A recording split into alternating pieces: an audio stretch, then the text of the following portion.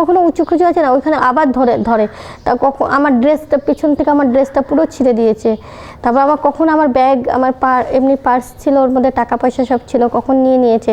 আমার চশমাটাকে ভেঙে দিয়েছে।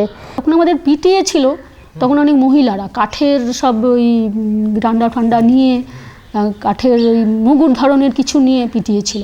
আধমরা অবস্থায় পেট্রোল ঢেলে ওদের আগুন জ্বালিয়ে দেয়।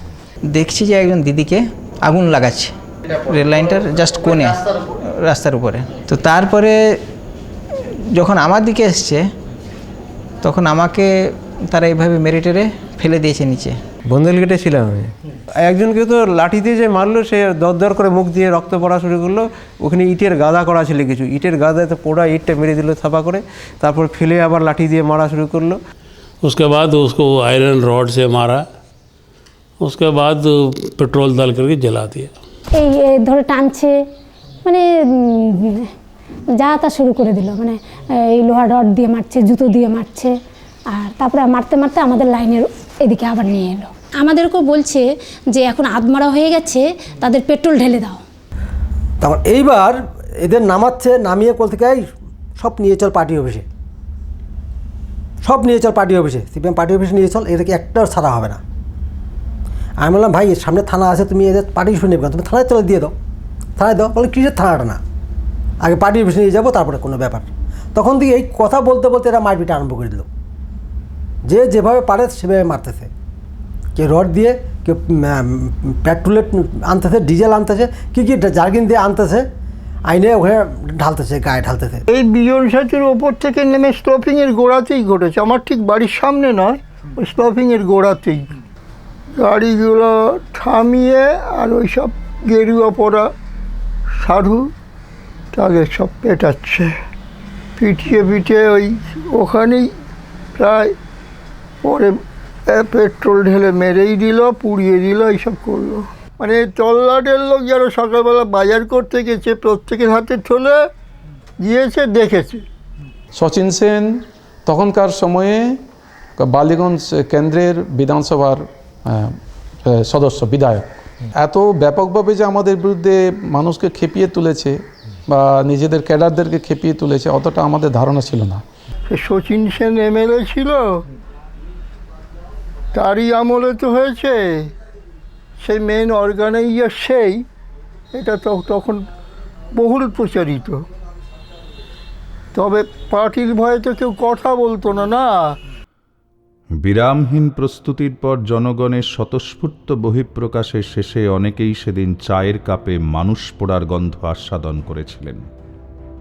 সেদিন বিচলিত হয়ে পথে নেমেছিলেন, নৃশংস ঘটনার নিন্দা করেছিলেন আশাপূর্ণা দেবী, মৈত্রেয়ী দেবী, শৈবাল গুপ্ত, অন্নদাশঙ্কর রায়, অম্লান দত্ত, অতীন্দ্রমোহন গুণ, গৌরকিশোর ঘোষ, নির্মল ভট্টাচার্য, সৌমেন বসু, বিনয় দাশগুপ্ত, সত্যজিৎ রায়। কিন্তু বিক্ষোভ দানা বাঁধতে পারল না। এই ঘটনার পেছনে কারা ছিল, এবং একটা বিষয় তো স্পষ্ট, যেই থাকুক না কেন সরকার বা সরকারি মদতপুষ্ট লোকেরাই ছিল। শান্তিপুরে কৃষকদের ওপর গুলি চলল, তখন আপনার ওই মেটে বুরুজের ঘটনা ঘটলো, ওই ডেপুটি কমিশনার মেহেরা বোধহয়, নামটা ভুলে গেছি আমি, সেই লোকটিকে মেহতা অ্যান্টি সোশ্যালরা খুন করলো, সবাই জানে, ধরা পড়লো, লালবাজারে সেই লোকটা মারা গেল, অর্থাৎ যাতে সে ফাঁস না করতে পারে।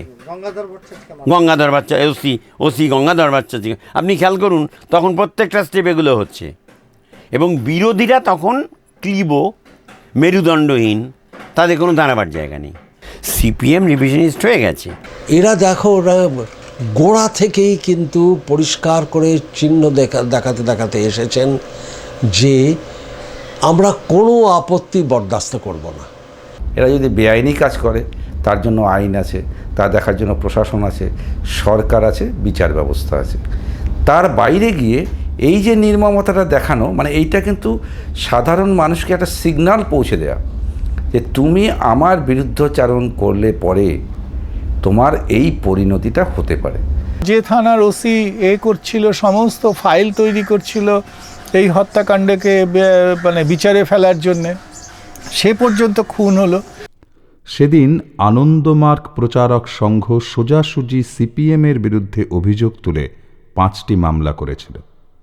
এফআইআরে যে সমস্ত সিপিএম নেতাদের নাম দায়ের করা হয়েছিল, পুলিশ তাদের নাম বাদ দিয়ে দেয়। গ্রেপ্তার হন ঠেলাওয়ালা, রিকশাওয়ালা, দোকানদার, পথচারী, যারা ঘটনার সঙ্গে আদৌ জড়িত ছিলেন না। বামফ্রন্ট পুলিশের এমন প্রহসন দেখে আনন্দমার্গীরা নিরুৎসাহ হয়ে সরে আসেন। তখনই সাক্ষী দিতে পারবো যদি আপনারা কান্তি গাঙ্গুলি থেকে শুরু করে অন্যান্য আরও যারা আছে, সচিন সেন, মিচকে বাবলু, যে মেইন ওখানে স্পটে ছিল, যে নেতৃত্ব দিয়েছিল ওদের তখনকার ক্যাডার, আর গৌরপদ বাগচি, চিন্ময় হাজরা, যাদের বিরুদ্ধে আমাদের অভিযোগ তাদেরকে আপনারা ইনক্লুড করুন। পুলিশ তো করলই না। তার ফলে কি হলো, আমরাও সাক্ষী দিতে গেলাম না। আলিপুর কোর্টে একদিন সাক্ষী দিতে গেছিলাম হাইকোর্ট থেকে। তা আমি বলেছিলাম যে এরা তো প্র্যাকটিক্যালি কিছু জানে না, এ তো বাজারেরা মাছের ভাতটার বয় দেখেছি মাথায় করে,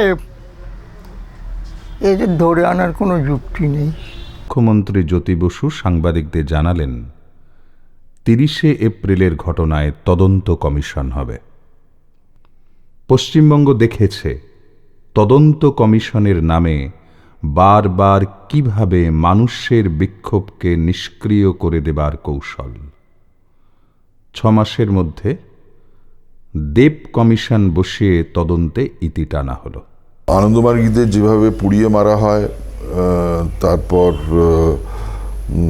আরও যেসব নানান ধরনের সব নারকীয় ঘটনা ঘটেছে, যারা এইসব ঘটনা ঘটিয়েছিল দলের তরফ থেকে, তাদের কাউকে কিন্তু আজ পর্যন্ত গায়ে কোনো আঁচড় লাগেনি। তারা বহাল তবিতে ঘুরে বেড়াচ্ছে এবং এরা তারা উৎসাহিত হচ্ছে আরও এই ধরনের ঘটনা ঘটাতে। তো সেটা, এবং বিজন সেতুর যে ঘটনা সেটা সম্বন্ধে বিশেষ করে উল্লেখ ছিল। তো তাতে জ্যোতিবাবু খুবই ক্ষিপ্ত হন। এডিটোরিয়াল ওটা ছিল আনএন্ডিং ভায়োলেন্স, স্টেটসম্যানের এডিটোরিয়াল আনএন্ডিং ভায়োলেন্স। হ্যাঁ, তো তাতে উনি খেয়ে বলে আমি দেখে নেবো, মানস ঘোষকে দেখে নেবো। উনি আমাকে চিনতেন, বিলক্ষণ চিনতেন। ইরানিকে দেখে নেবো, স্টেটসম্যানকে দেখে নেবো।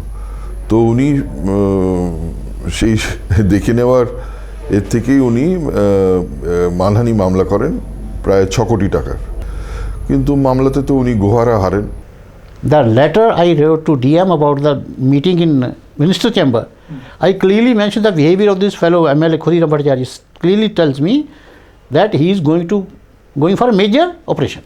Child lifter doubt करे मेरे दिए से लोगेरा खेपे गিয়েছিল, this was an afterthought. Original planning में 5 থেকে 6 लोग मार दो।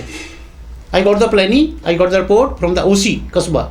Sir, 5-6 लोग मोरे जितते पारे। I told DN, Ranu Ghosh ছিল DN. Ranu Ghosh. She actually aided and abetted the killing of these people. হ্যাঁ, বললেই হয়ে গেল। That was a stock reply. বললেই হয়ে গেল। আপনি কালকার ছোকরা, কতদিন চাকরি হয়েছে আপনার? That was a stock reply. আপনি কি বুঝেন ওয়েস্ট বেঙ্গলকে? ম্যাম, আমাকে বুঝতে হয় না, কিন্তু যেভাবে পাতা দিচ্ছেন তো এরা কিছু করে দেবে। হ্যাঁ, করে দেবে, হয়ে যাবে। আমি আছি তো। 17 লোক 18 লোক মরে গেল, ফর নাথিং মরে গেল, হঠাৎ মরে গেল। Do you believe it possible in city like Calcutta? Pre-planned cold-blooded murder with the blessing from the top. ইনি শের সিং, আইএএস অফিসার, ছিলেন অবিভক্ত 24 পরগনার অ্যাডিশনাল ডিস্ট্রিক্ট ম্যাজিস্ট্রেট। তিনি জানতেন আনন্দমার্গী সাধুদের হত্যার পেছনের ইতিহাস। এও জানতেন এই হত্যার পেছনে কাদের মদত পরিকল্পনা ছিল।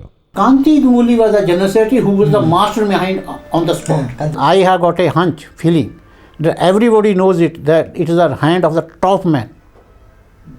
Since top man is involved, keep your mouth shut. 30শে এপ্রিল ঘটনার প্রায় 3.5 মাস আগেই তিনি ঘটনার আঁচ পেয়েছিলেন। वो order का मेरे हाथ में आना, and it came to my hands only 2 days before I was released. Before I was released, 2 days before it came to my hands. I just wrote it, rejected it, returned the file to him. And you didn't know that ये होने वाला है? कौन सा? I knew it fully well, ये होने वाला है। कि विद सर्टेनिटी कि 18 लोग मरेगा। ना 18 नहीं, बट आई न्यू 10-12 मरेगा। दिस मच आई न्यू 10-12 लोग मरेगा। ডিএম को मैंने मतलब 5-6 आदमी মরে যেতে পারে না, বলি হয়ে গেল আপনার কালকে ছোকরা সালা।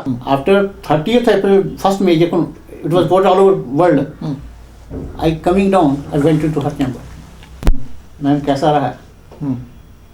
আমি তো বলেছিলাম 5-6টা কত হলো, এই যান যান যান আপনার চাটা খান। জাস্ট সামবডি থ্রেটেন মি, এটা বললে গেলে কিন্তু অফিসিয়াল সিক্রেট অ্যাক্টে পড়ে যাবে। এটা বললে অফিসিয়াল সিক্রেট অ্যাক্টে পড়ে যাবেন আপনি।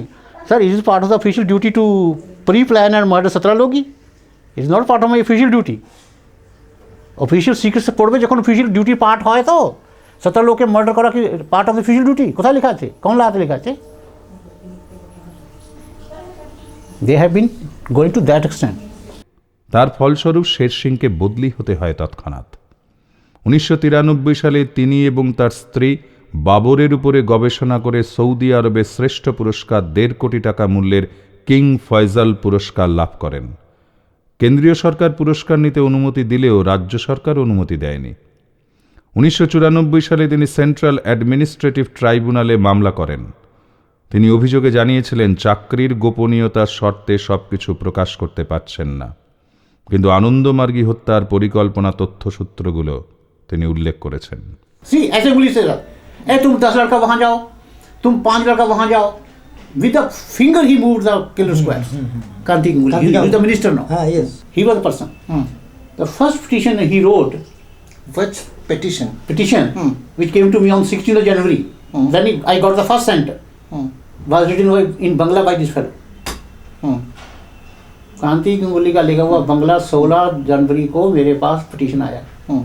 Petition was handed over to me by DM Ranu Ghosh. It's a very rare thing that he समझ द DM एक चिट्ठी देता है ऐसे कि छह सिंह इसके बीच में एक चिट्ठी है, देखो वो क्या कर रहा है, नंद मार्गी उसमें हल्ला कर रहा है, तुम उसको जाके देखो। By hand I will deliver this letter, by hand.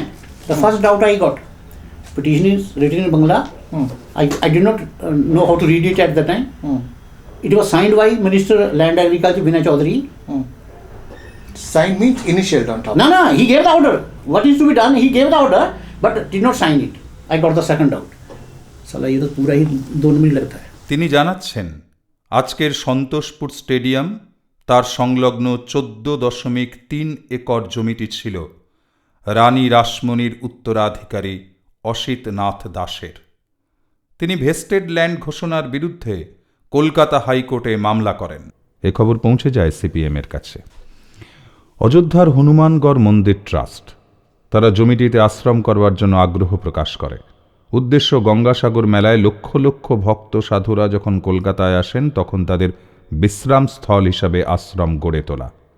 যেহেতু এই জমিটি হাইকোর্টে বিচারাধীন, তাই জমি দখলের বিরুদ্ধে 19 জানুয়ারি 1982-তে 144 ধারা জারি করেন শের Singh. Shouting at the top of his voice, trembling with anger. আমি দেখে নেব 10,000 লোক নিয়ে ওখানে ঢুকবো, জমি দখল করবো, how you stop it I will see to it. তখন সুনীল চক্রবর্তী 2রা ফেব্রুয়ারি 1982 অতিরিক্ত জেলা শাসকের বিরুদ্ধে অভিযোগ জানিয়ে ম্যাজিস্ট্রেট রানু ঘোষের কাছে চিঠি দেন। তখন জেলা ম্যাজিস্ট্রেট রানু ঘোষ সুনীল চক্রবর্তীর চিঠি গ্রহণ করার পর শের সিংয়ের জারি করা নির্দেশ বাতিল করে দেন। তারিখ ছিল 9 ফেব্রুয়ারি 1982। কান্তি গাঙ্গুলি তখন মন্ত্রী হননি, কাউন্সিলর ছিলেন, আর ছিলেন 72টি ক্লাব সংগঠন নিয়ে গড়া পূর্ব যাদবপুর অন্তঃসংঘ সম্মিলনীর সাধারণ সম্পাদক। কান্তি গাঙ্গুলি 18 জানুয়ারি 1982-তে অন্তঃসংঘ সম্মিলনীর প্যাডে মুখ্যমন্ত্রী জ্যোতি বসুকে সংঘের বিবরণ ও